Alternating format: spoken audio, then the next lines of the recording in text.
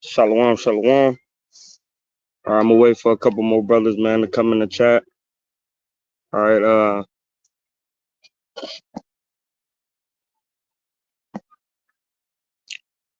of course it'll be of course be spiritually, man. All right, can't do it physically. Right, that's against the law. That'll be some worship of the hour of Molech, man. So yeah, we ain't doing no physical putting no human being on a physical altar, man. All right, but spiritually.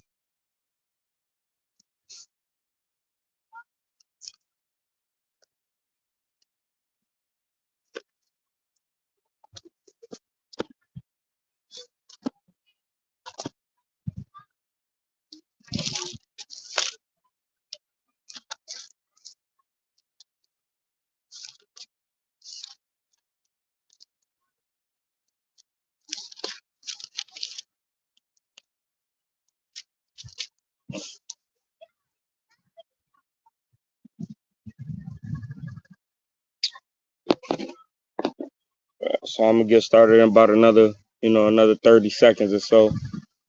All right, try to let some more people come on in. See if I can get anybody to come in here and watch this live. If not, man, it'd be beautiful for people that comes in, later to get the edification.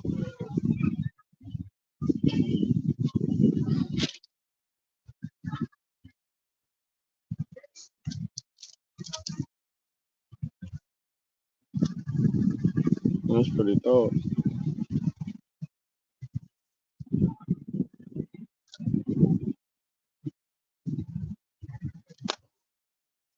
All right, so first and foremost, I want to say, call Allah, Abanau Yahweh, Ba'ashem, wa Malak Yahushai. That's all praises, honor, and glory to the Most High God and His only begotten Son name, who the world ignorantly called Jesus Christ, real name Yahushai, in the Paleo Hebrew. Right, so what made me come up with this video, man. This wasn't a spur of the moment thing, man. I actually been pondering, on this for a long time now, man. I read Deuteronomy chapter 30. And all the way to, right now I'm in Joshua, but from 30 to 32, right, it's a lot going on, man. It's a lot being said about how, the commandments is what's going to give us salvation, is going to get us the kingdom, right? And then I started thinking about like how much, you have to sacrifice in America to keep these commandments, man. Sometimes like you got to sacrifice your job, right? You might get into it with your woman, with your children, right? Your parents, grandparents, all over you keeping the commandments and following the words of truth.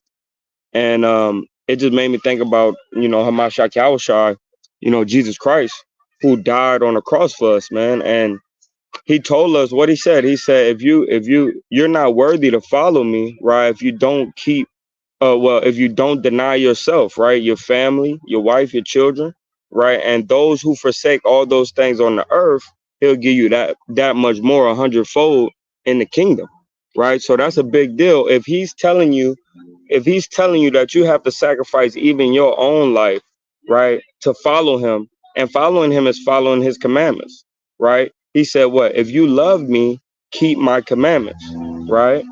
And that's how we love the Father. So when he tells us that we have to deny ourselves, that means we have to deny ourselves, our pleasures, right? Our way of thinking, what we like to do, and switch that unto what the Lord likes and want us to do, you know. So these are the things that pondered in my head after reading Deuteronomy chapter 30 to chapter 32. And I just started diving deep into it, man. And this video been in progress, and it's gonna be more like this. This video been in progress for about I'll say about a good month now, maybe a little bit over, and Lord willing, I could get through it within these next 30 minutes because that's all I have, right? Is lunch. But watch, I'm gonna get this. So this is the book of Matthew, chapter 10 and verse number 28. It says, and fear not them which kill the body, but are not able to kill the soul, but rather fear him which is able to to destroy both soul and body, right? So the way that we have to fear the Most High is, if I don't listen to his commandments, he's gonna kill me, right? I really wanted to get this first. Let me drop down to 37, right? Verse 37. He that loveth father or mother more than me is not worthy of me, and he that loveth son or daughter more than me is not worthy of me. And he that taketh not his cross, right, meaning your burden, your affliction, right, he that taketh not his cross and follow after me is not worthy of me. And he that findeth his life shall lose it, and he that loseth his life for my sake shall find it. Why is he telling us this? Right? What is the life? We got to try to understand that thing, right? Because if we don't know what the life is, right? When he says the way, true, and the life, right? We don't even know what we're supposed to be following, how we're supposed to be following him, right? So we have to take the time to figure those things out. It says, look, verse 40, and he that receiveth you receiveth me, and he that receiveth me receiveth him that sent me. Right. So just like the apostles and the prophets, what they was doing, they was moving around country to country, city to city. Right. They didn't have they moved just like a Mashiach Yahushua. He said, look, man, you want to follow me, but the Son of Man don't have no place to lay his head.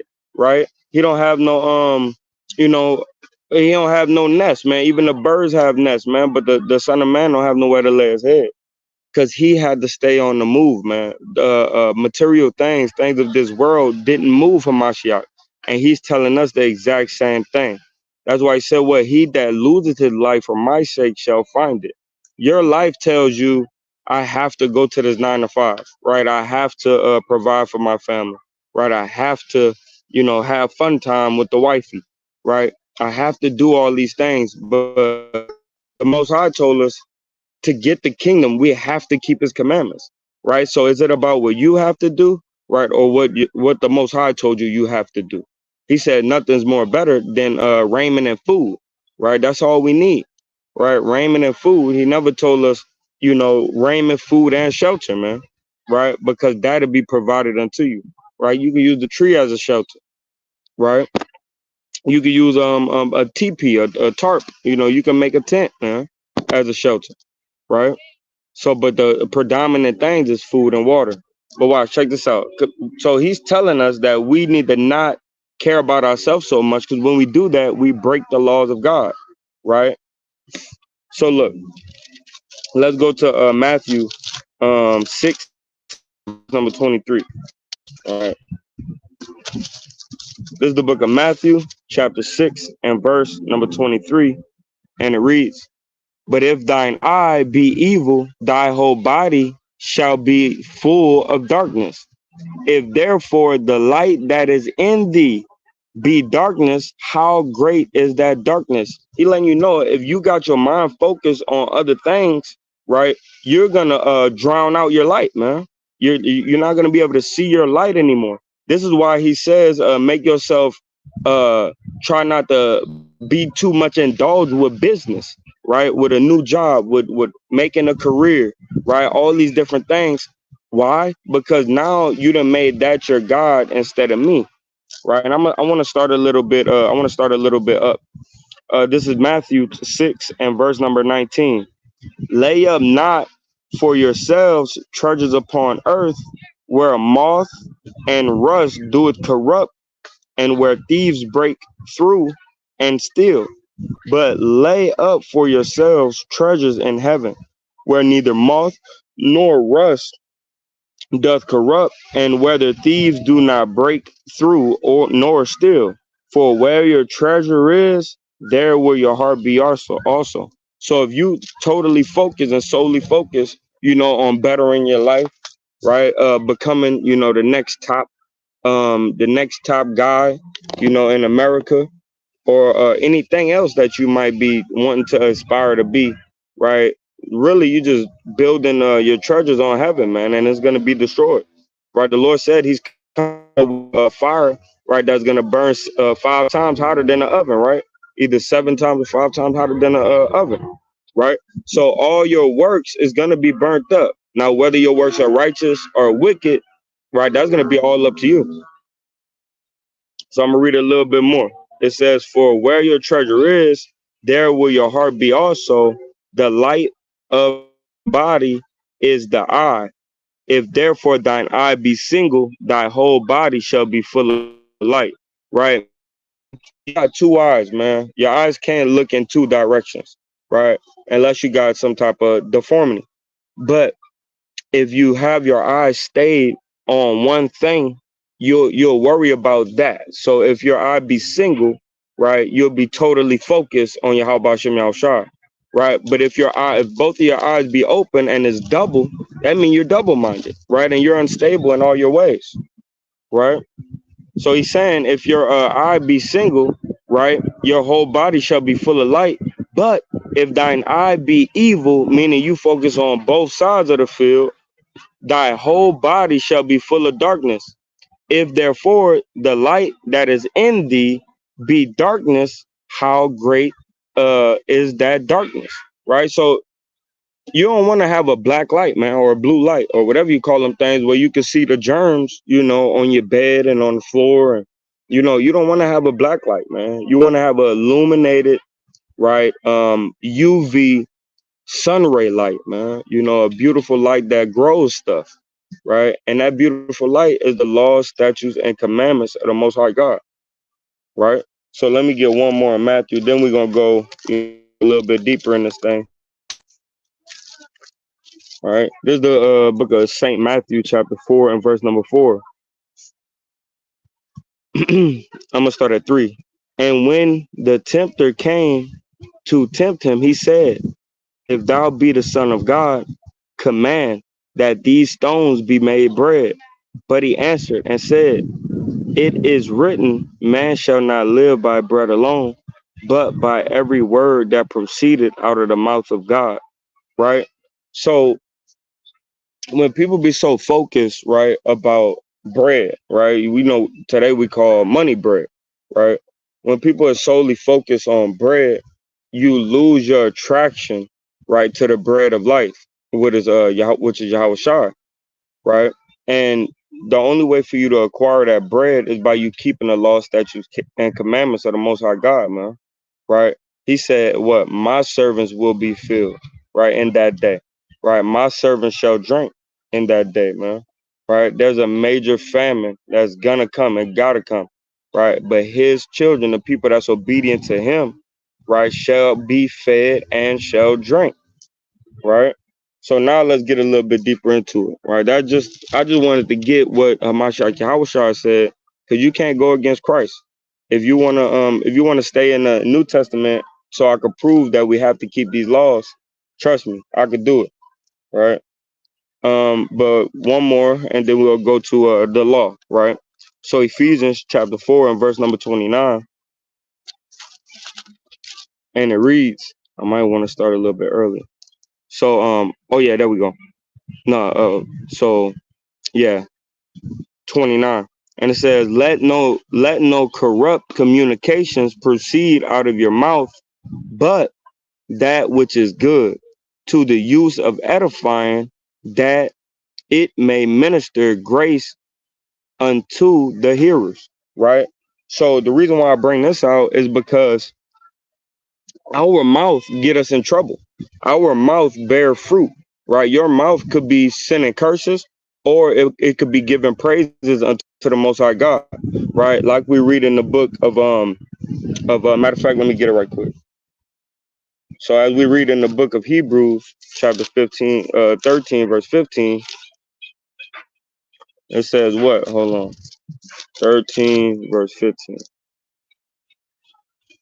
It says, by him, therefore, I'm gonna start at 14. For here have we no continuing city, but we seek one to come, talking about the kingdom. By him, therefore, let us offer the sacrifice of praise to Yahweh continually. That is the fruit of our lips, giving thanks unto his name. Right. And you also could go into the book of Psalms and get more about the fruit of your lips, right? And how your lips give up sacrifice of a calf and incense and prayers are like incense and certain things like that. There's many things we could go into, right? But I'm gonna keep it simple with this one. So the fruit of your lips is telling you not to indulge in corrupt communications, right? Because of the fruit of your lips, you could offer up, right, a blessing, or you could offer up a curse, man. Right. So sometimes when you're hearing people with these wicked communications, right, you want to steer clean away from them. Why? Because it's gonna mess up good moral values. It's gonna mess up your character, man. Now people thinking that you're of the world, man. Right. So let's go to Exodus 20. Right, because this is what a lot of people doing and they don't even realize it, man. Right. And when we go into the book of Revelation and we read about the mark of the beast, the number of the beast, and the name of the beast, right, you get all of those things, right, by you following this man's system and trusting him instead of trusting Yahweh Shem Yahushua. Right. This is how you get the mark of the beast, man. The name of the beast, right? The number of the beast, right? It just was coded so you can know that this number of the beast is Esau, and everything that he got going on, his imagery, right? If you following in his image, you're gonna get killed, right? If you're following in the Most High image, right, you'll get salvation. So, but I want to get this right quick because a lot of times we don't even understand that we're serving other gods, right?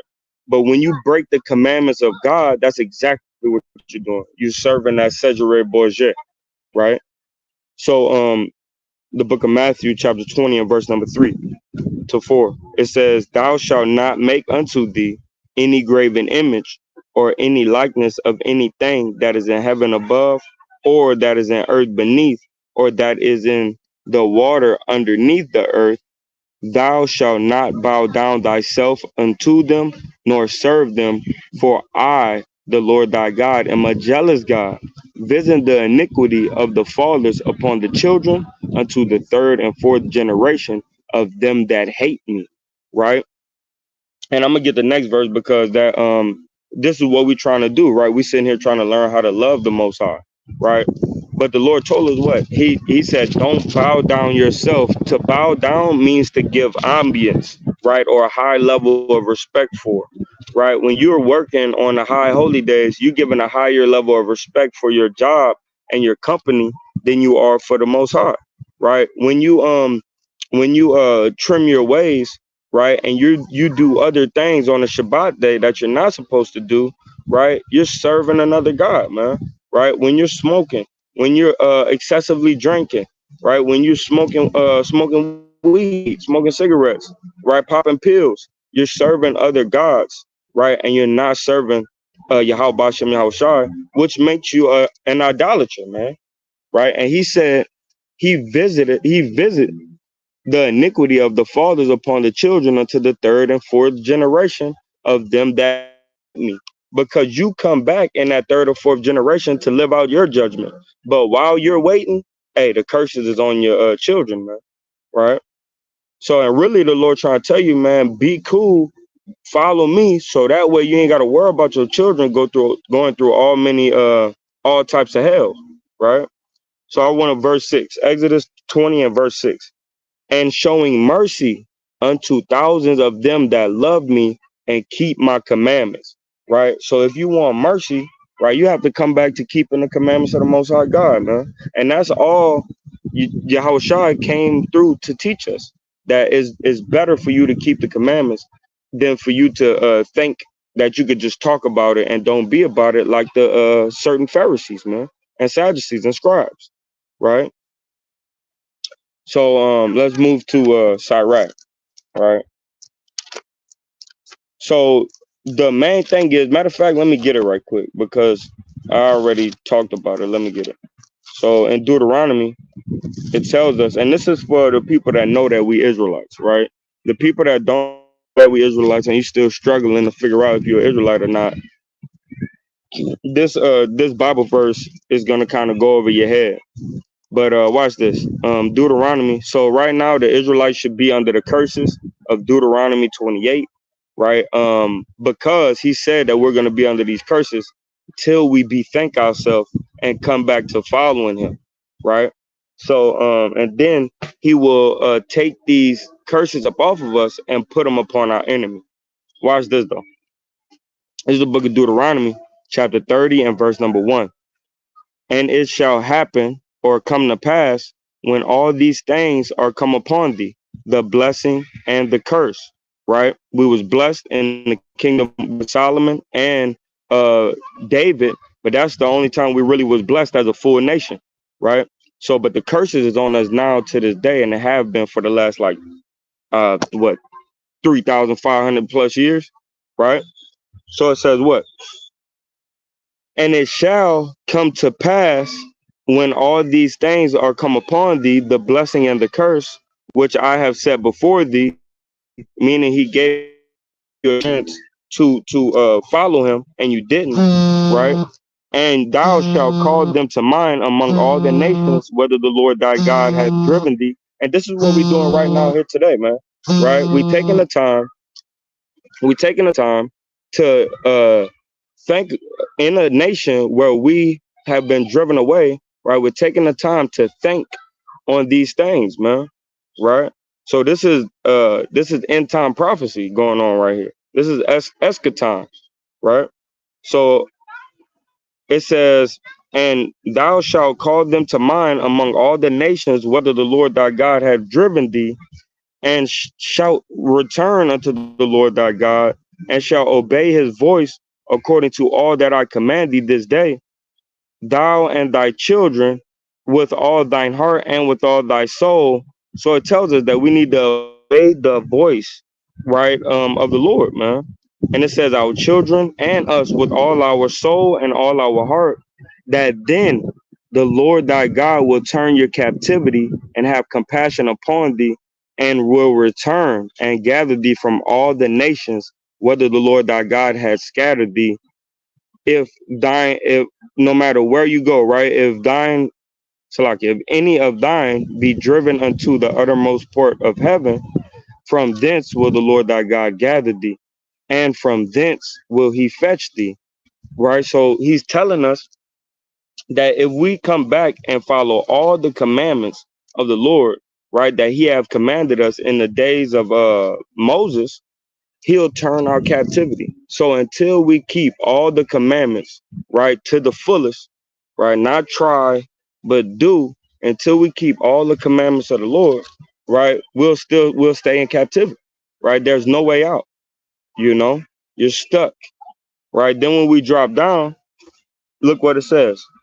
Verse 11, Deuteronomy 30 and 11. For this commandment which I command thee this day is not hidden from thee, neither is it far off. It is not in heaven, that thou shouldest say, who shall go up for us to heaven and bring it unto us, that we may hear it and do it. Right? Neither is it behind the sea or beyond the sea, that thou shalt say, who shall go over the sea for us and bring it unto us, that we may hear it and do it.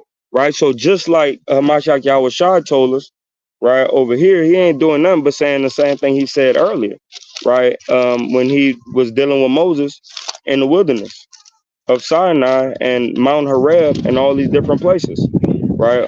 This is the book of Luke. And after this, I'm gonna have to make a part two to this because I got a lot more I'm gonna go into. Right. But this is the book of Luke, chapter 17, and verse number 21. I'm gonna start at 20. And when he was demanded of the Pharisees when the kingdom of Yahweh should come, he answered them and said, the kingdom of Yahweh cometh not by observation, right? Not just by waiting on it and looking for it, right? That's not how the kingdom gonna come, right? The same way it told us in Deuteronomy 30 is the same way it's about to tell us right. Yahweh Shah about to tell us right now. Neither shall they say, lo here or lo there, for behold, the kingdom of Yahweh is within you.